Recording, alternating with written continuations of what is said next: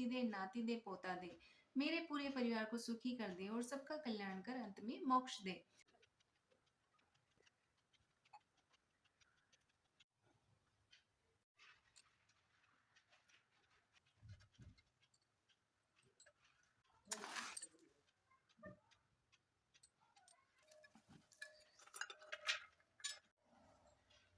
प्राचीन काल में एक स्त्री के 7 पुत्र थे। कार्तिक मास में दीपावली के पहले वह स्त्री अपने घर की लिपाई पुताई करने के लिए मिट्टी लाने जंगल में गई। एक जगह देखकर उसने मिट्टी खोदनी शुरू की। जिस जगह वह स्त्री मिट्टी खोद रही थी उसी जगह एक सेही की मान थी। अचानक स्त्री के हाथ की कुदाल सेही के बच्चे के लग गई और वो तत्काल मर गया। ऐसा देखकर उस स्त्री को बड़ी दया आई, पर अब वह क्या कर सकती थी। वह अपने मन में पश्चाताप करती हुई दुखी होती हुई मिट्टी और लेकर घर आ गई। इसके कुछ दिन बाद उस स्त्री का बड़ा लड़का मर गया। उसके बाद उसका दूसरा लड़का भी मर गया। इस प्रकार एक एक करके उसके सातों पुत्र 1 साल के भीतर ही मर गए। अब अपने पुत्रों के वियोग में वह स्त्री बहुत दुखी रहने लगी। एक दिन रोते हुए उसने वृद्ध महिलाओं से जाकर कहा, मैंने जानबूझकर अपने जीवन में कोई पाप नहीं किया है। एक बार धोखे से ऐसा अवश्य हुआ कि मिट्टी खोदते समय अचानक से अनजाने में से ही के बच्चे के मेरी कुदाल लग गई और वह मर गया। उसके 1 वर्ष पूरा होने से पहले ही मेरे सातों पुत्र एक एक करके मर गए। उस स्त्री के ऐसा कहने पर उन वृद्ध स्त्रियों ने उसे समझाते हुए कहा, तुमने जो ये बात 4 जनों के सामने कही है, इससे तुम्हारे पाप का आधा भाग समाप्त हो गया है। तुम्हारा आधा पाप धुल गया है। अब तुम अहोई अष्टमी के चित्र के राम से और सेही के बच्चों के चित्र बनाकर उनकी पूजा किया करो। ऐसा करने से इस उस स्त्री ने वृद्ध महिलाओं के बताए अनुसार ही किया। कार्तिक के कृष्ण पक्ष की अष्टमी के दिन व्रत किया और अहोई अष्टमी के चित्र के पास सेही और बच्चों को बनाकर पूजन किया और फिर प्रत्येक वर्ष इसी प्रकार व्रत और पूजन करती रही। अहोई देवी की कृपा से उस स्त्री को फिर 7 पुत्र प्राप्त हुए। तभी से इस पूजन की परंपरा का विधान लोक प्रचलित हुआ। अत्यंत प्राचीन काल की बात है कि भारतवर्ष में दतिया नाम का एक नगर था। इसी दतिया नगर में चंद्रभान नाम के साहूकार रहता था। उसकी पत्नी का नाम चंद्रिका था। साहूकार चंद्रभान की पत्नी चंद्रिका रूपवती, गुणवती, शीलवती, चरित्रवान, पतिव्रता महिला थी। उसके कई पुत्र तथा पुत्रियां उत्पन्न हुई, किंतु वे सब संतानें अल्पायु होकर स्वर्ग सिधार गई।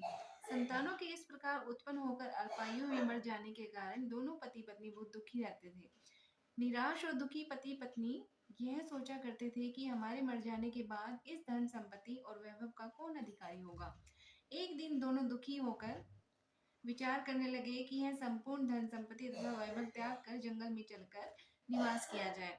ऐसा विचार कर दोनों पति पत्नी अपना संपूर्ण वैभव भगवान के ऊपर छोड़कर घर बार त्याग कर जंगल के लिए चल पड़े।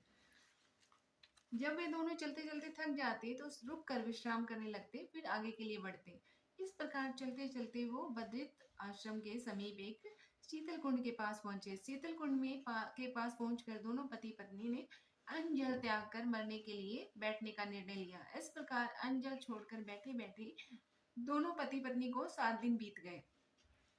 7वें दिन उन दोनों को संबोधित कर आकाशवाणी हुई कि तुम लोग इस प्रकार अपने प्राण मत त्यागो। तुम्हें जो यह दुख मिला है यह तुम्हारे पूर्व जन्मों के पापों के कारण मिला है। इससे दुख से मुक्त होने के लिए तुम अपनी पत्नी से अहोई आठे के दिन जो कार्तिक वदी अष्टमी को आती है उसका व्रत रखवाना। इस व्रत के प्रभाव से अहोई नाम की देवी प्रसन्न होकर तुम्हारे पास आएगी। तब तुम उस देवी से अपने पुत्रों की दीर्घायु मांगना। व्रत के दिन रात्रि में तुम राधा कुंड में स्नान करना। इतना कहकर आकाशवाणी शांत हो गई। इसके बाद चंद्रभान की पत्नी चंद्रिका ने बड़ी श्रद्धा भक्ति के साथ विधि विधान से व्रत धारण किया, पूजन किया। व्रत के दिन रात्रि में दोनों पति पत्नी ने राधा कुंड में जाकर स्नान किया। जब राधा कुंड में स्नान कर दोनों पति पत्नी वापस आए तो अहोई देवी ने उन्हें दर्शन दिए और वर मांगने के लिए कहा। इस पर साहूकार चंद्रभान ने देवी से कहा, हे देवी, मेरे पुत्र उत्पन्न होकर अल्पायु में ही स्वर्ग सिधार जाते हैं, कृपया करके उन्हें दीर्घायु होने का बुढ़िया, तेरा तो जीवन थोड़ा ही रह गया है, क्यों ना तू नाती मांगे और ना धन मांगे। तू गणेश जी से अपने लिए आंखें मांग ले, जिससे बाकी बचा हुआ जीवन आराम से कट जाए। बुढ़िया को पड़ोसियों का सुझाव पसंद नहीं आया। उसने अपने घर आकर सोचा, जो पुत्र ने बताया है वह भी मांग ले, जो बहू ने बताया है वह भी मांग ले, इसके साथ ही अपने लिए गणेश जी से आंखें भी मांग लो। दूसरे दिन जब गणेश जी बुढ़िया के सामने आए और बोले, हे वृद्धा माता, तुमने मुझसे क्या मांगने का निश्चय किया है? तो वो बोली कि गणेश जी, यदि आप मुझ पर प्रसन्न हैं तो मुझे 9 करोड़ की माया दे, स्वस्थ शरीर दे, अमर सुहाग दे, नेत्रों की ज्योति दे, नाती दे, पोता दे, मेरे पूरे परिवार को सुखी कर दे और सबका कल्याण कर अंत में मोक्ष दे। बुढ़िया के ऐसा कहने पर गणेश जी बोले, हे वृद्धा माता, तुमने तो मुझे ठग लिया, लेकिन कोई बात नहीं, तुमने जो मांगा है वह सब मैं तुम्हें दूंगा। इतना कहकर बुढ़िया को वरदान देकर गणेश जी अंतर्ध्यान हो गए। इस प्रकार गणेश जी ने बुढ़िया की सभी इच्छाएं पूरी की।